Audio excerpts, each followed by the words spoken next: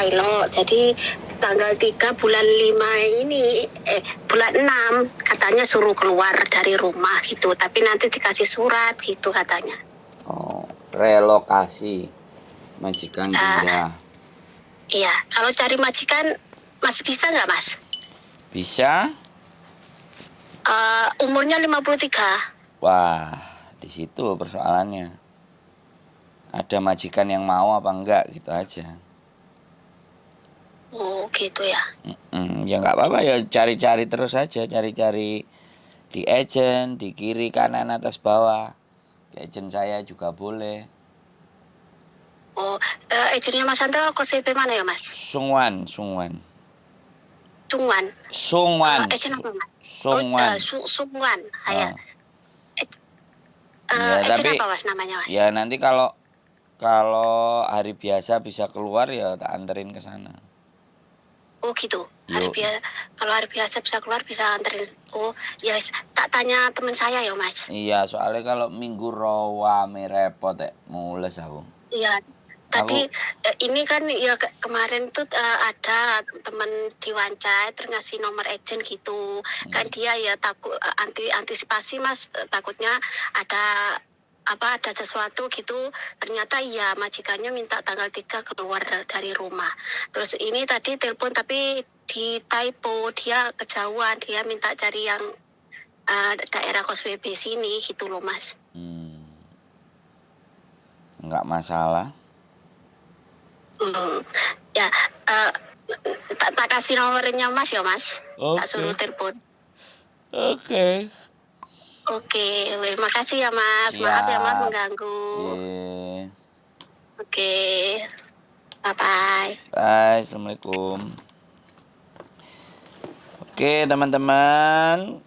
Pagi-pagi majikannya mau relocation, Vian. Ya, pindah negara Cina.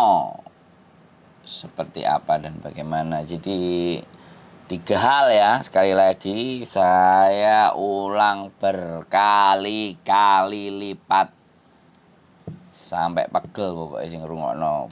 Gak ngurus, yang penting aku ngomong.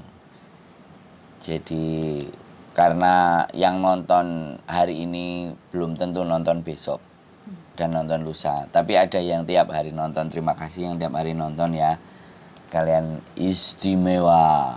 Jadi 3 hal yang bisa putus kontrak atau terminate. Ganti majikan, nunggu visa di Hong Kong.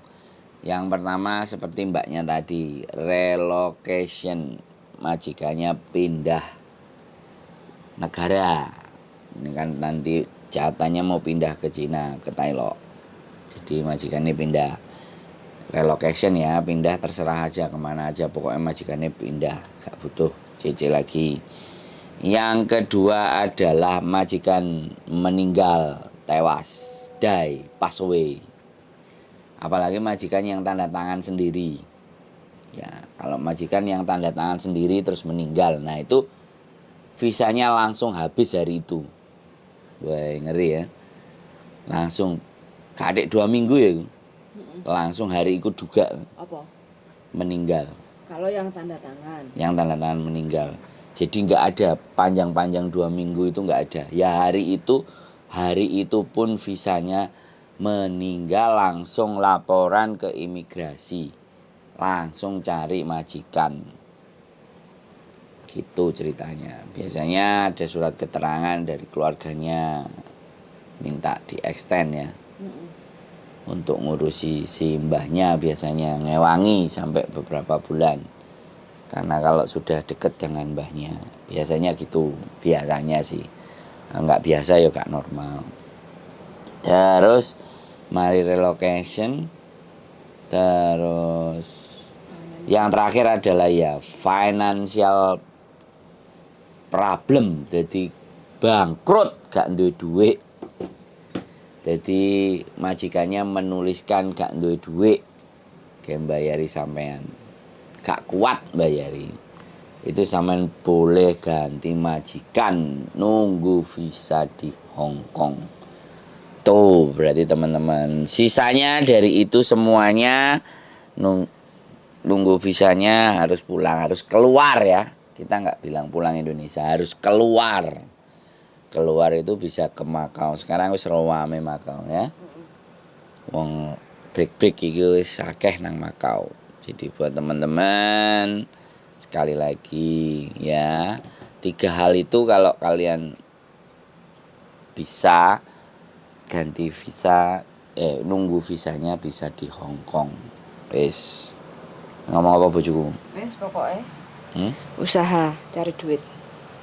Gak apa-apa wis. Oke udah. Jadi pokoknya wis usaha cari duit. Jadi itu ya teman-teman. Makanya saya akan terus mengulang-ulang. Nggak apa-apa. Orang bilang nggak. Wis iki kok dijelasno bolak-balik. Karena memang bahkan kita menjelaskan 100 kali pun itu masih ada yang nggak tahu. Makanya mohon dimaafkan bagi yang sudah sering nonton saya. Kalau semisalnya menonton konten saya kok perasaan kemarin sudah nonton dan sudah nonton lagi, itu bukan karena apa namanya tidak ada bahan untuk konten. Biasanya persoalan itu sama, tapi anak yang telepon beda-beda. Jadi makanya kalau semakin ada yang komentar, semakin nonton semakin banyak pengetahuan, semakin nonton semakin ngerti, semakin nonton semakin punya banyak wawasan. Saya mengucapkan terima kasih, berarti kontennya ada nilainya. Tapi kalau yang nonton berkali-kali dan berulang-ulang, kontennya juga yang diceritain sama, ya anggap aja nanti buat temennya yang nggak tahu gitu loh. Karena sekali lagi bahwa tidak semuanya teman-teman kita itu tahu dan ngerti ya Mbak. Mungkin yang sudah ngerti ya bagus, terima kasih. Tapi yang nggak ngerti ya dikasih ngerti. Yang nggak paham dikasih paham. Jangan sampai nanti omongannya, aku sudah pernah bikin video, aku sudah pernah nulis. Tulisannya wis tahun piro. Males ae, gak gelem delok. Males ae gak menggunakan HP-nya untuk belajar, untuk cari tahu. Saya nggak mau begitu ya. Saya tidak ingin menyalahkan orang lain, tapi saya terus akan membuat konten bermanfaat syukur, kalau nggak bermanfaat di skip saja. Soalnya kemarin dari luar itu sempat rame, aku ketemu mantan bosku ngomong, ada yang ngomong katanya aib di udel-udel, ada yang ngomong gini dan gitu. Jadi ya ini wajar ya, sosial media itu orang nanggapi itu sesuai dengan cara berpikirnya masing-masing. Jadi ada melihat sesuatu itu sudut pandangnya beda-beda. Ada yang dari depan, dari samping, dari kiri, dari kanan. Jadi ada yang menganggap telek ya, kotoran manusia atau kotoran hewan. Itu ada yang menganggap sebagai sesuatu yang jijik, yang enggak bagus. Tapi pada fakta dan kenyataannya itu bisa jadi pupuk, menyuburkan tanah. Jadi sekali lagi kacamata pandang kita itu berbeda-beda. Dan saya tidak menyalahkan keperbedaan itu. Karena saya juga nggak pernah berpikir apa yang keluar dari mulut saya, apa yang keluar dari pemikiran saya itu sesuatu yang paling benar. Itu prinsip buat saya. Jadi saya tidak akan selalu menganggap apa yang saya keluarkan itu yang paling benar.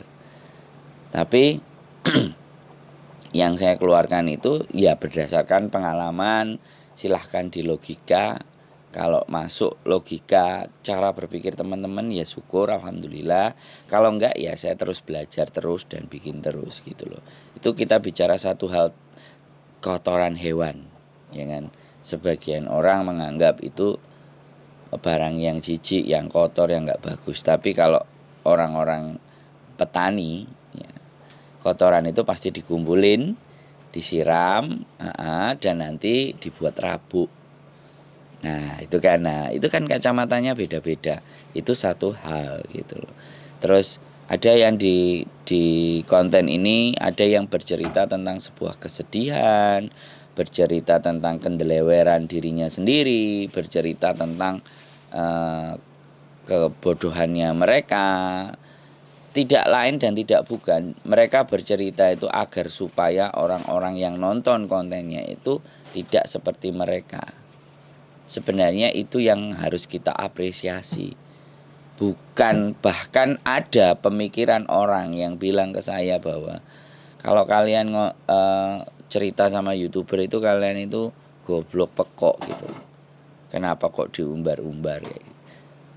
Saya merasa ya yang goblok itu yang ngelokno. Kenapa kamu orang mau cerita, orang pingin membagi pengalamannya, experience-nya agar orang lain bisa belajar dari dirinya dia, kok malah digoblok-goblok. No. Iri bilang bos gitu loh. Jadi buat saya cara berpikir picik. Terus yang berikutnya lagi adalah YouTube. Orang siapapun di belahan dunia manapun tahu sekarang belajar itu juga dari YouTube. Kok bilang nek cerita ya nyugeno YouTuber kuene oleh opo. Jadi itu cara-cara berpikir yang menurut saya kolot ya, kuno, terus picik gitu, sempit gitu. Jadi kayak orang-orang yang primitif ya, dikasih HP kalau dikasih garam milih garam. Karena mereka tidak punya pengetahuan.